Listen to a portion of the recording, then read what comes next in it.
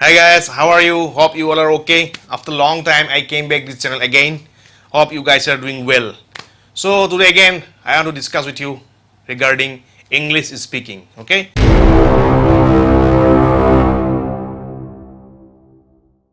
ঠিক আছে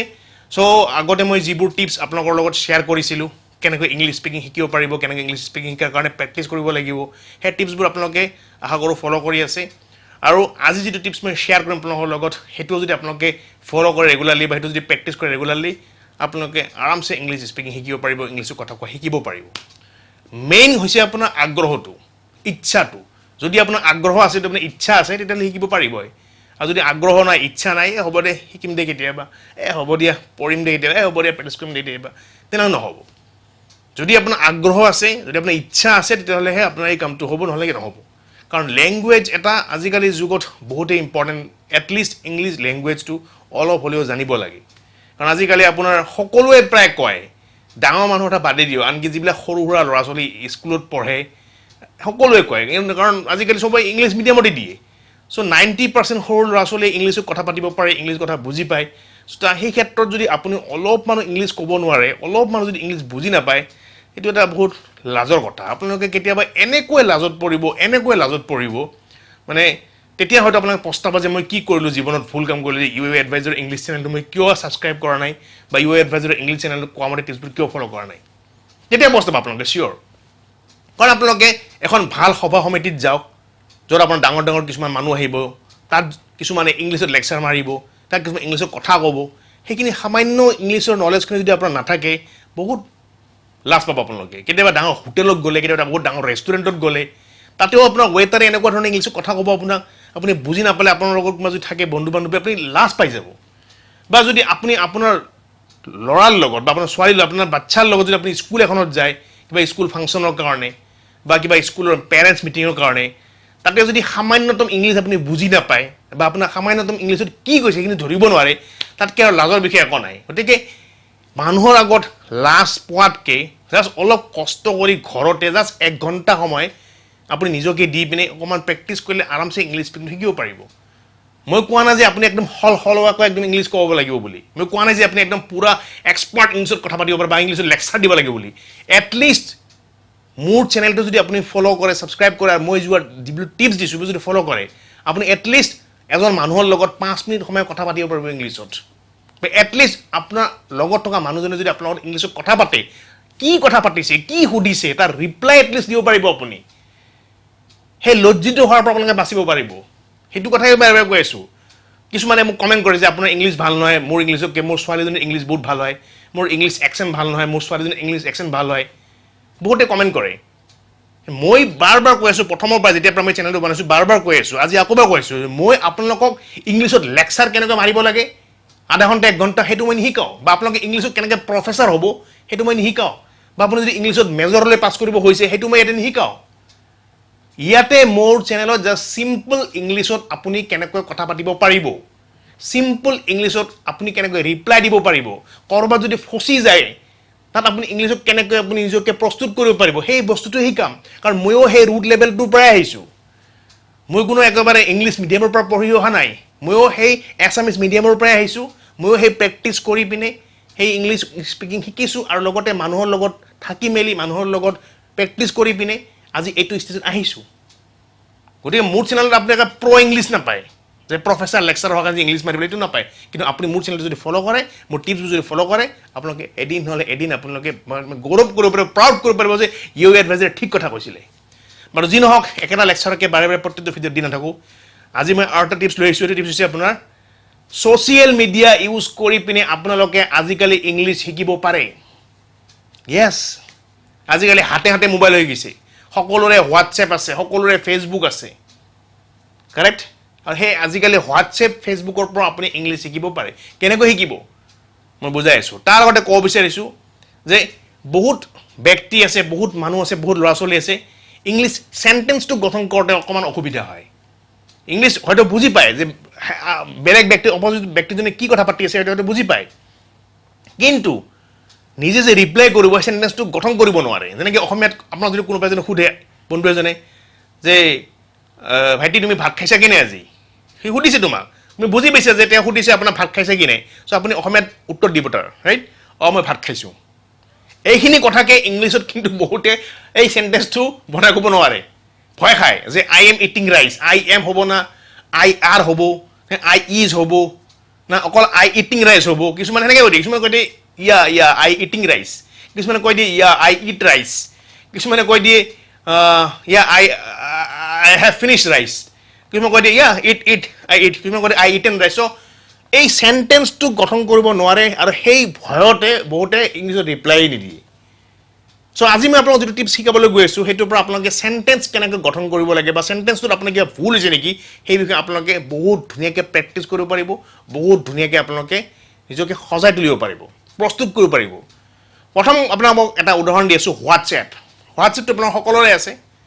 হোৱাটছএপত আপোনালোকে মন কৰিছেনে আজিকালি আজি প্ৰায় এবছৰৰ পৰাইতো হৈ আছে আপুনি যদি হোৱাটছএপত যদি এটা মেছেজ টাইপ কৰে চাপ'জ আপোনাৰ বন্ধু এজনক বা বান্ধৱী এজনীক বা আপোনাৰ লগৰ ল'ৰা এজনক বা আপোনাৰ দাদা ভাইটি ভণ্টি মা দেউতা যাকে আপুনি মেছেজ নিদিয়ক কিয় হোৱাটছএপত যদি ইংলিছত আপুনি মেছেজ দিয়ে আৰু সেই চেণ্টেন্সটো বনাওঁতে যদি কিবা কাৰণত আপোনাৰ ভুল হৈছে তাত এম হ'ব না আৰ হ'ব না ইজ হ'ব না আই এন জি হ'ব তাতে চেণ্টেন্সটো বনাওঁতে যদি ভুল হৈছে লগালগ আপোনাৰ ব্লু কালাৰৰ এডাল আপোনাৰ লাইন আহি যায় আৰু সেই ব্লু কালাৰ লাইনটোত অকণমান টিপাৰ লগে লগে আপুনি চাবতো কাৰেক্ট চেণ্টেন্সটো কি হ'ব বা তাতে কি বহিব এম বহিব না আৰ বহিব সি নিজে কৈ দিয়ে কিমান ধুনীয়া এটা এপছ হোৱাটছএপ তাক আপুনি কিমান ভালকৈ ভাল কামত ইউজ কৰিব পাৰে ইউটিলাইজ কৰিব ভাবি চাওক জাষ্ট আপোনাক মই স্ক্ৰীণত এটা এক্সাম্পল দি আছোঁ আপোনালোকে স্ক্ৰীণত ভালকৈ চাওক ধৰি লওক আপুনি লিখিব হোৱাট ইজ প্লান টুডে আপুনি ইংলিছ নাজানে কিন্তু লিখি দিলে হোৱাট ইজ প্লান টুডে চাওক তলত এটা আপোনাৰ ব্লু লাইন আহিছে দেখিছে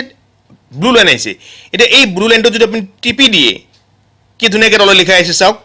is the plan what is the plan চ' টুডে নিলিখিলেও হ'ব আপুনি টিপি দিয়ে এনেকৈ what is the plan today এইটো কাৰেক্ট চেণ্টেন্স হৈ গ'ল ঠিক আছে বুজি পালে আপুনি নেক্সট টাইম কাৰোবাৰ যদি সুধিবলৈ যায় প্লানৰ কথা আপুনি লিখিব লাগিব what is the plan what plan today এনেকৈ লিখিলে নহ'ব আৰু এটা উদাহৰণ দি আছোঁ অ'কে চাপ'জ যদি আপুনি ক'ৰবাত যাব চাপ'জ যদি আপুনি শ্বিলঙত যাব কালি অ'কে এইটো অলপ লিখকচোন অকণমান ভুলকৈ লিখক আপুনি বা আপুনি নাজানে বা যেন নজনা মানুহ লিখি আছে উই গ' শ্বিলং টুমৰ' এবাৰ আপুনি স্পেচ দি দিয়ক ফুল ষ্টপ মাৰি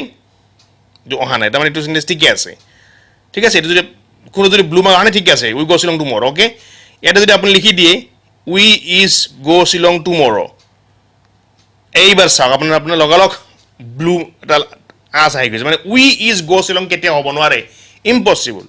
চ' কোনোবাই হয়তো ভুলতে ইংলিছ নাজানে লিখি দিব পাৰে উই ইজ গ' শ্বিলং টুডে কিন্তু ইয়াৰ আগত যিটো লিখিছিলে উই গ' শ্বিলং এইটো ঠিকে আছিলে কিন্তু আপুনি যদি উই ইজ গ' শ্বিলং টুমৰ' লিখে এইটো মানে ৰং এতিয়া আপুনি ব্লু মাৰ্ক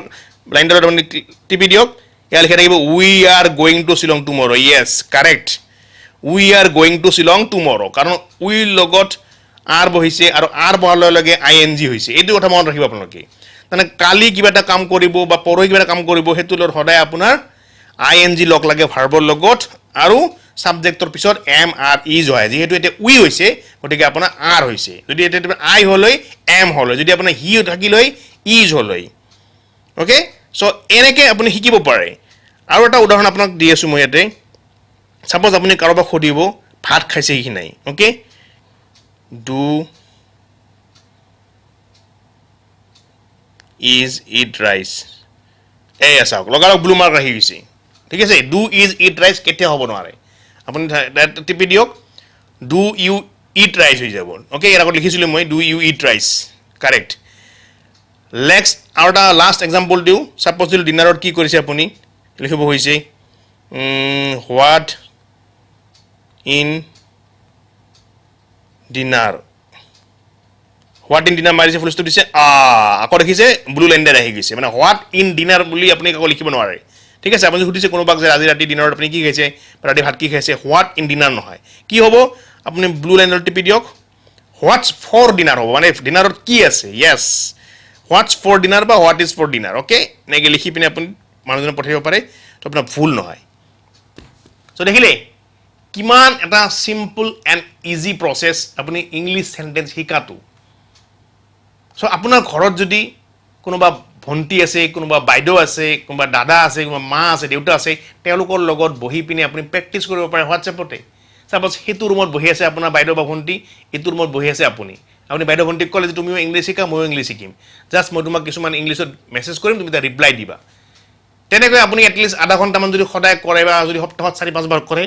কিছু হ'লেও চেণ্টেন্স ফৰ্মেশ্যনটো চেণ্টেন্স কেনেকৈ বনাব পাৰি এইটো এটা আইডিয়া হৈ যাব ক'ত ইজ হয় ক'ত আৰ হয় ক'ত ফৰ হয় ক'ত ইন হয় ক'ত অন হয়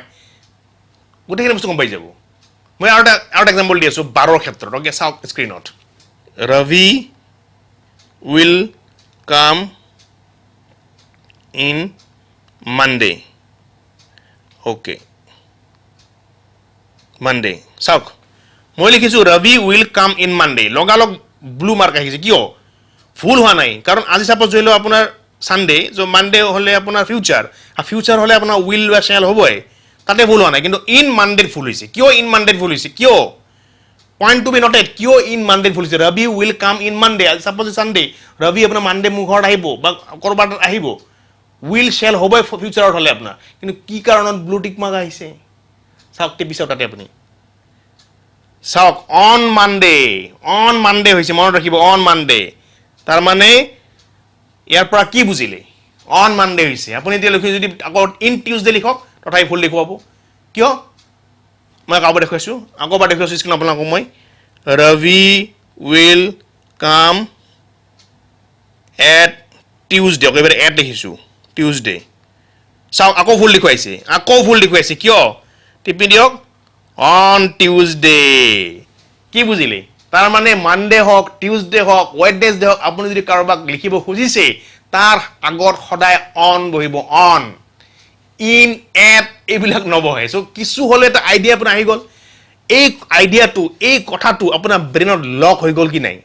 জিন্দগী ভৰ চিৰ জীৱনৰ কাৰণে লগ হৈ গ'ল চ' আপুনি যদি কোনোবা মানুহক কথা পাতে বা আপুনি যদি কোনোবা মানুহক কয় যে I will go' to your home in Monday নহ'ব বা ইন টিউজডে নহ'ব কি ক'ব on Monday on Tuesday on Wednesday on Sunday কিমান এটা ডাউট ক্লিয়াৰ হৈ গ'ল আপোনাৰ যে 12ৰ ক্ষেত্ৰত সদায় আপোনাৰ অন বহে বাৰ ক্ষেত্ৰত সদায় অন বহে আপুনি বাৰ যদি উচ্চাৰণ কৰিব বিচাৰিছে ডেইজ যদি উচ্চাৰণ কৰিব বিচাৰিছে সদায় অন বহে কিমান ডাউট ডাঙৰ ক্লিয়াৰ হৈ গ'ল চ' আপোনাক টিউটৰৰ দৰকাৰে নাই টিউশ্যনৰ দৰকাৰে নাই বেলেগ ইংলিছ গ্ৰামাৰ পঢ়াৰ দৰকাৰে নাই চ' আপুনি যদি কোনোবা আপোনাৰ চিনাকি বন্ধু বান্ধৱ আছে তেওঁলোকৰ লগত কি ধুনীয়াকৈ আপুনি হোৱাটছএপত প্ৰেক্টিছ কৰিব পাৰে চেম ফেচবুকতো আপুনি এনেকৈ লিখিব পাৰে ছ'চিয়েল মিডিয়াত আনকি টেলিগ্ৰামতো এনেকুৱা আছে ব্যৱস্থা বহুকেইটা ছাইটত আছে আপোনাৰ চ' বা আপুনি এনেও এটা হোৱাটছএপ একাউণ্ট খুলিলে যাত ধৰি লওক কোনো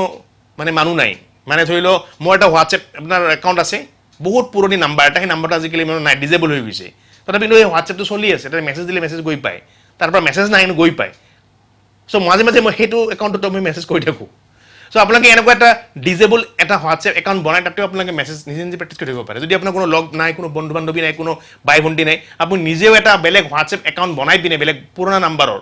তাতেও আপুনি সেই হোৱাটছএপৰ লগত মেছেজ চাটিং কৰি থাকিব পাৰে প্ৰেক্টিছ কৰি থাকিব পাৰে চ' ইমান ধুনীয়া এটা টিপছ কোনে শ্বেয়াৰ কৰিব কওক ইমান ধুনীয়া এটা টিপছ অকল লাগিব আগ্ৰহ শিকাৰ ইচ্ছা বেলেগ একো নালাগে ঠিক আছে চ' আজি ভিডিঅ'টোত এইখিনিয়ে ৰাখিলোঁ আপোনালোকৰ যদি কোনোবাৰ ইচ্ছা থাকে মোৰ লগত ইংলিছত কথা পাতিবৰ কাৰণে ডাইৰেক্টলি ফেচ টু ফেচ বা আপোনাৰ অনলাইন